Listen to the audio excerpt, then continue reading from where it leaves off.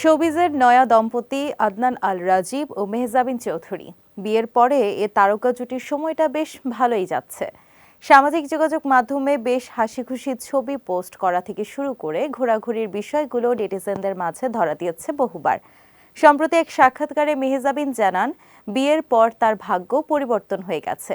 এবার আদনান আল রাজীব এক পোস্ট দিয়ে মেহজাবিনের একগুচ্ছ ছবি ভক্ত অনুরাগীদের মাঝে শেয়ার করেছেন। সেই ছবিগুলোর ক্যাপশনে তিনি লিখেছেন, মেহজাবিন আমার হৃদয়ে রয়েছে।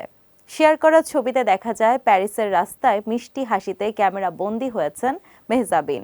মিষ্টি হাসির সঙ্গে চোখের চাহনি যেন ভক্তদের নজর কেড়েছে। কমেন্ট বক্সে অভিনেত্রীর বেশ প্রশংসাও করতে দেখা গেছে।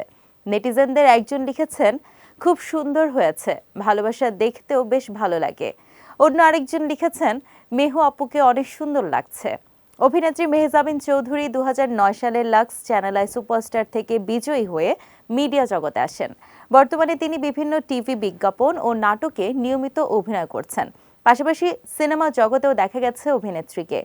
মোবাইল ফোন অপারেটর বাংলালিংকের একটি টিভি বিজ্ঞাপনে অভিনয়ের মাধ্যমে মেহজাবিন পরিচিতি অর্জন করেন। এটিএন বাংলায় প্রচারিত টেলিভিশন নাটক ওয়ালটন আবারও মিলিয়নিয়ার অফারে ওয়ালটন ফ্রিজ কিনে আপনিও হয়ে যেতে পারেন মিলিয়নিয়ার।